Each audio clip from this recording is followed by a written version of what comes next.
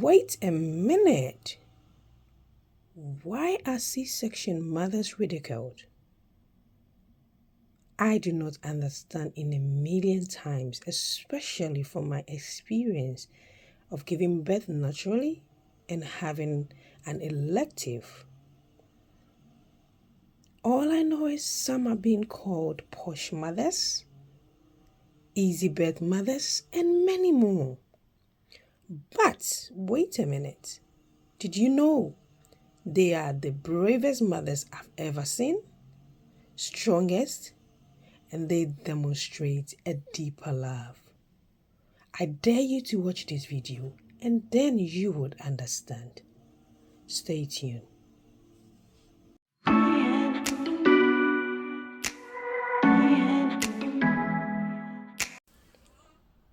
Yes, all mothers are to be respected, irrespective of how they delivered their baby, because none of those ways are easy. If they were that easy, we wouldn't have needed the hospital and more than one personnel to be with us in order to have or deliver our babies. I think C-section mothers have been looked down upon for so long based on a myth that roams around, which is not true. And I can confirm that it is not true because of experience. Experience of giving birth naturally and experience of having an elective or C-section. Hence, I can boldly say what I am about to say.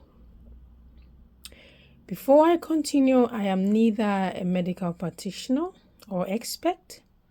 Based on my experience and based on knowledge gained, I bring you this video. Motherhood itself is a joyous thing. The journey to get to be a mother is not easy, not to talk of what you go through.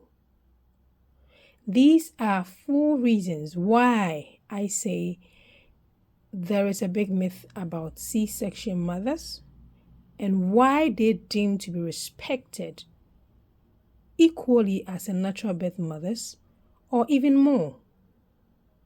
1. The fear of the unknown is less than the known. If you do not know something and you're going to do it, sometimes the fear is a bit lesser than when you know you're going to do something and it's going to really hurt and you go to do it. For example, if there is a fire and you do not know, your eyes are closed and your hands are approaching the fire, there is not going to be a high risk of fear within you until you start feeling the heat.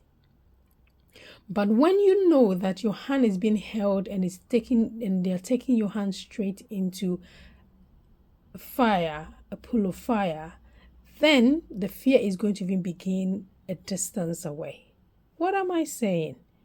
All I'm saying is, when you're a mother and you reach your 3rd trimester, all you crave for is to have your baby out. And sometimes because of how we want to meet or the excitement that we have within us to have our baby out, we even forget about the labor pain until the labor pain comes knocking at the door. But in the situation of an elective mother or someone going to have a planned C-section, as the day approaches, the fear, the panic of anything that could happen because she's going through a high-risk procedure.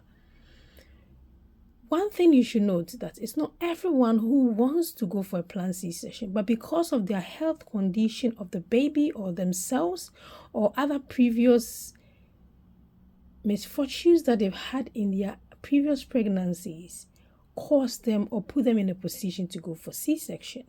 Therefore, they are already carrying a burden of fear before adding up the C-section fear. But these bold mothers still approach the throne of birthing and decide to still go for it. And that alone is courage beyond understanding. Knowing that you're going to be operated on, knowing that you're going to be cut, that cut could cause damages to other kidneys, other organs within you, and you're never going to be the same forever. That car could result in death, and these people lay their lives down still to have a baby. And then you sit there and you ridicule them and you look down upon them? No. My second point is, they are the bravest I've ever seen. Because for you to accept that your body should be damaged, your body should be cut, your body should go through trauma to give birth to another life, it's something that just few of us could go through. And I argue out this by saying that if C-section process was that easy, why hasn't anyone done that without having an epidural? For you to do a C-section without epidural, which is impossible, means that that process is double harder than having a natural birth. Someone can have a natural birth without having epidural, but nobody has been noted to have C-section or an elective section without epidural. That should tell you how harder that it is on the body and on the mom. Hence, you need to be put to death in about 80% of your body before you can go through that procedure. That alone should testify to you how hard that process is. And that should let you rethink to start appreciating mothers that go through a second damage, a second death in order to bring a baby out.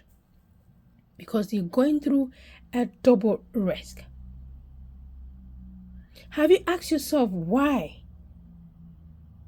Why is it impossible for someone to go through that with all those injections that has side effects? Yet somebody can just deliver naturally with no epidural, nothing, no inducing, nothing of that sort, and still be okay. Everything done in its natural and right way is easier than doing it when it is past. Tougher during the birth time and tougher after birth. Even after the delivery of the baby, these mothers go through pain for their bodies being cut. The removal of the dryness in them caused them so much pain.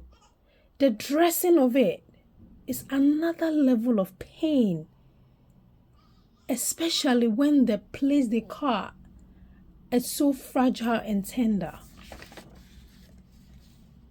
But a natural mom just finished delivering and all pain is gone except the little cut they had underneath. And so I say they go through a double of pain compared to the natural birth. Hence, they need to be respected and put in high esteem.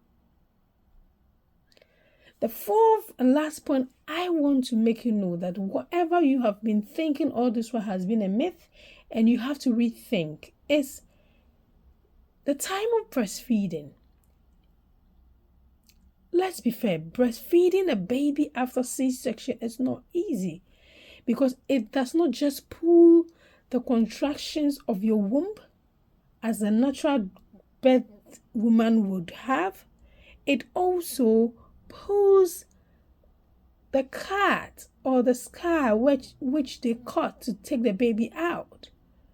So you're feeling the pain in a double portion area, which makes breastfeeding very painful. Hence, they go through that. So let's be fair. Just from our experiences of our lives, we can all testify that it takes double effort to do something that is different from the normal. For example, if you had to be educated and as you're growing up, you go through the education process, it kind of seems to be normal and easy, even though when we are young, we complain that education is difficult. But until you grow up and you realize that I didn't acquire these qualifications, I have to go back to school, and you have to be struggling to understand little things, that is when you know that it is even harder to educate yourself when you pass the age that you're supposed to. And it's the same way. It's the same way with birthing. From this, we should therefore understand that all that we've been hearing this far has been a myth. And so we should change that perception out there so that people, women, ladies, new mothers who are coming up, new ladies who are getting married, do not go with that myth idea of forcing themselves to give birth naturally, or because they don't want to be ridiculed. Let's respect both ways in which these children comes to this world. For all mothers are heroes, irrespective of how they brought their baby or gave their baby life. And so I say, knowledge is power.